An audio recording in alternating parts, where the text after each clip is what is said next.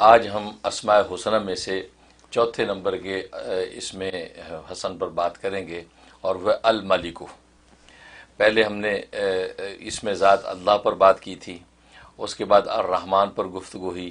پھر الرحیم پر ہوئی، اور آج الملک۔ الملک یہ اللہ تبارک و تعالیٰ کے ناموں میں سے ایک نام ہے، اور بڑا خوبصورت نام ہے۔ اور الملک معنی ہوتا ہے بادشاہ، یعنی مطلق بادشاہ، مطلق بادشاہت اللہ تبارک و تعالیٰ کو سجتی ہے۔ اور الملک جو ہے یہ قرآن کریم میں 5 جگہ آیا ہے۔ اچھا، جیسے قل اعوذ برب الناس، ملک الناس، فتعال اللہ الملک الحق المبین۔ تو یہ ملک 5 جگہ جو ہے قرآن کریم میں آیا ہے، اور یہ بڑا عجیب و غریب نام ہے، اس میں بڑی طاقت اور بہت زیادہ دولت ہے۔ اگر کوئی طاقت اور دولت چاہتا ہے تو اس نام کا ورد کرے۔ چنانچہ یہ ہے کہ اگر کوئی چاہتا ہے کہ وہ دولت مند بن جائے، مالدار بنے، تو الملک جو ہے اس کا ورد کرے یہ طلوع شمس کے زوال شمس کے وقت، زوال شمس کے وقت جو ہے یہ 120 مرتبہ اس کا ورد کرے۔ جس وقت زوال کا ٹائم ہو رہا ہوتا ہے اس وقت یہ 120 مرتبہ اس کا جو کرے، اور اول آخر جو ہے وہ 11 مرتبہ جو ہے درود شریف کے ساتھ۔ تو یہ انشاءاللہ، اور یہ 90 دن کی نیت سے شروع کر لے، بہت زبردست کے فوائد کہ انسان کو اللہ تبارک و تعالیٰ مالدار بنا دیتے ہیں۔ اور دوسرا اس کے اندر جو ہے نفس کو قابو کرنے کی بڑی طاقت ہے۔ اگر انسان کا نفس جو بے روی کا شکار ہے، یا کسی بچے کا، بچی کا، یا کسی بھی فیملی کا فرد، یا ہسبینڈ ہے، بیوی ہے، نفس بے روی کا شکار ہے، لہذا شہوات کے اندر، ناجائز خواہشات کے اندر پڑا رہتا ہے، یا خود آدمی سوچتا ہے کہ یار میرا نفس جو بڑا بے قابو رہتا ہے، خواہشات اور نفسانی شہوات کے اندر پڑتا ہے، اس کو کیسے قابو کروں؟ اس کے لیے اس میں بڑی زبردست تاثیر ہے کہ یہ جو ہے الملک کو جو ہے یا ملکو کے نام سے جو ہے یا ملک کا ورد کریں 313 مرتبہ۔ ہاں، اگر اس آدمی کے نام کے اعداد پتہ ہو تو بہت اچھا ہے، تو اس اعداد کے مطابق کرے، ورنہ 313 مرتبہ روزانہ جو ہے یہ پڑھ کے دم کرے، پانی دم کر کے پی لے، اور یہ 92 ڈیز کی نیت سے شروع کرے۔ نفس اس کے قابو میں آ جائے گا، زبردست جو ہے اس کو منافع ہوں گے، روحانی ترقی بھی ہوگی، کیونکہ روحانی ترقی کا مدار نفس کے قابو کرنے پہ ہے۔ تبھی امام غزالی رحمہ اللہ تعالیٰ فرماتے ہیں کہ نفس کی گردن پہ پہلا قدم رکھو تو دوسرا قدم جنت میں ہوتا ہے۔ تو یہ اس کا فائدہ ہے۔ اور تیسرا جو ہے اس کے اندر جو ہے کوئی حاجت آپ کی پوری کرنا چاہتے ہیں، کوئی دلی مراد ہے جو آپ چاہتے ہیں پوری ہو جائے، تو اس کی میں 1 دن کے لیے پڑھنا کافی ہے، اور وہ طلوع شمس کے وقت، جس وقت سورج طلوع ہو رہا ہے اس وقت آپ بیٹھ جائیں، اول آخر 11 مرتبہ درود شریف، اور درمیان میں یہ 3000 مرتبہ پڑھنا ہے، یا ملکو یا ملکو یا ملکو کر کے جو حاجت اللہ کے سامنے رکھ دیں وہ مراد اسی دن پوری ہو جانی۔ یعنی 1 دن پڑھنا کافی ہے، لیکن اگر بالفرض ہماری قلبی قساوت کی وجہ سے وہ اس نام کا اجلال نہیں ہوا، ٹائم لگا، تو 11 دن میں تو کوئی ایسی بات ہی نہیں کہ آپ کی حاجت پوری نہ ہو۔ اور ظاہر ہے کہ آج شب و روز ہماری حاجتیں، مشکلات، دلی مرادیں، من پسند شادی ہو جائے، کاروبار کھل جائے، ترقی ہو جائے، کیا کچھ انسان نہیں چاہتا، تو 3000 مرتبہ جو ہے 11 دن کے اندر یقیناً کام ہوگا۔ یہ کا فائدہ۔ اور ایک فائدہ یہ کہ اگر بادشاہ وقت ہے، اور بادشاہ وقت یہ چاہتا ہے کہ رعایا میری تابعدار رہے، مطیع رہے، فرما بردار رہے، اور جو احکامات جاری کروں اس کو مانے، اور کسی قسم کی مخالفت نہ کرے، خاص طور پہ جو اس کے مخالفین ہیں اور وہ بڑے سرکش قسم کے لوگ ہیں اور من مانیاں کرتے ہیں۔ آج کے زمانے میں آپ اپوزیشن کہہ سکتے ہیں، آپ کی اپوزیشن ہے مثلا، تو اس کو قابو میں رکھنے کے لیے تاکہ وہ مطیع فرما بردار رہے، اس کے لیے بادشاہ وقت کے لیے زبردست طاقت ہے اس میں۔ اس کا طریقہ یا تو بادشاہ وقت اپنے نام کے اعداد نکلوا لے کہ میرے نام کے اعداد کیا بنتے ہیں، اتنے اعداد بنا کے اتنی دفعہ پڑھے، ورنہ جو ہے 1111 مرتبہ،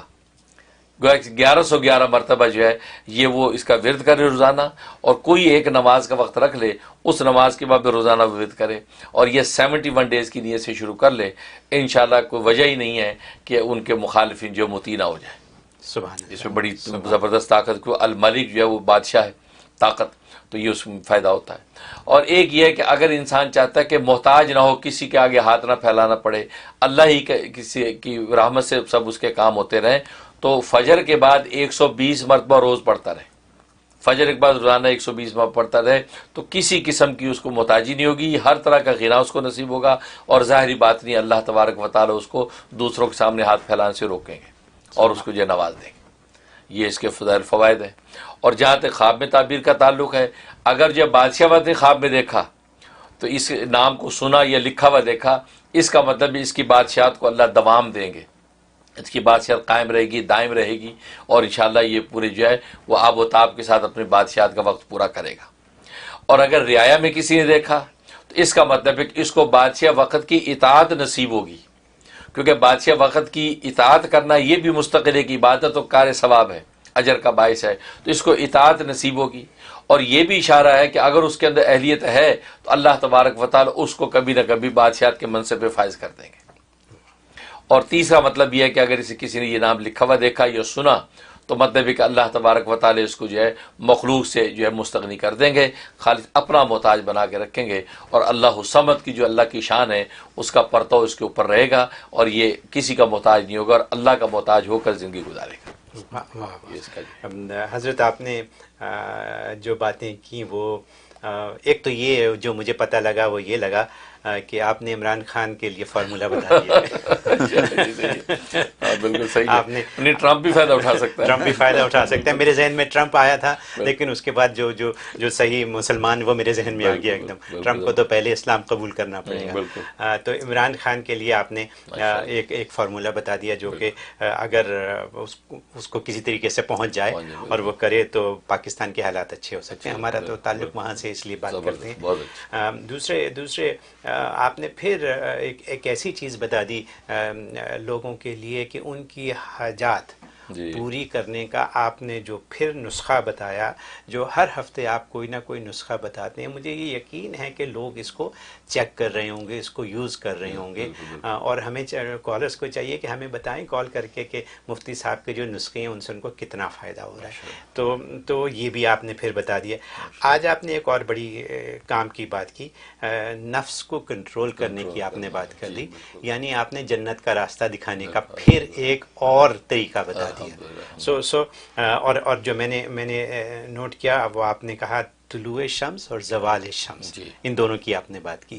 تو یہ بھی کیونکہ کہا سننے میں یہ ہے، یا ہمیں یہ معلوم ہے کہ طلوع شمس کے وقت قرآن شریف نہیں پڑھنا چاہیے۔ پتہ نہیں میں صحیح ہوں یا غلط ہوں، کیا یہ بات صحیح ہے یا غلط ہے؟ طلوع شمس اور زوال شمس اور غروب شمس، یہ تین مکروہ اوقات ہیں، وہاں نماز پڑھنے کی اجازت، نماز پڑھنے کی نماز نہ پڑھیں، قرآن پڑھیں، اور اس وقت جو اللہ کا ذکر کر سکتے ہیں، بلکہ کرنا چاہیے، قرآن کی تلاوت بھی کر سکتے ہیں، دروشی پڑھ سکتے ہیں، اللہ کا ذکر بھی کر سکتے ہیں، تو بلکہ لکھا ہے کہ اس وقت اللہ کے ذکر میں مصروف رہنا چاہیے، کیونکہ عبادت شریعہ جو نماز تو کر نہیں سکتے، لہٰذا اللہ کے ذکر کے ذریعے سے اللہ تبارک و تعالیٰ کی طرف متوجہ رہیں، کیونکہ وہ خاص وقت ہوتا ہے جب ابلیس جو ہے اپنی خدائی کا دعوے دار ہوتا ہے، اس وقت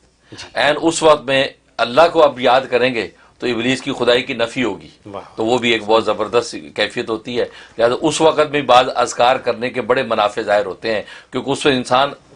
شیطان کی بادشاہی کی نفی کر کے اللہ کی بادشاہی کو پکارتا ہے، تو اس وقت اللہ کی رحمت بہت زیادہ متوجہ ہوتی ہے اور عطا کرتی ہے۔ جی، یہ بھی ایک بڑی اچھی کلیریفیکیشن آپ نے دے دی جو لوگوں کو پتہ نہیں ہے۔ بہت سے لوگوں کو پتہ ہے، بہت سوں کو نہیں پتہ، تو اس حساب سے یہ کلیریفیکیشن آ گئی۔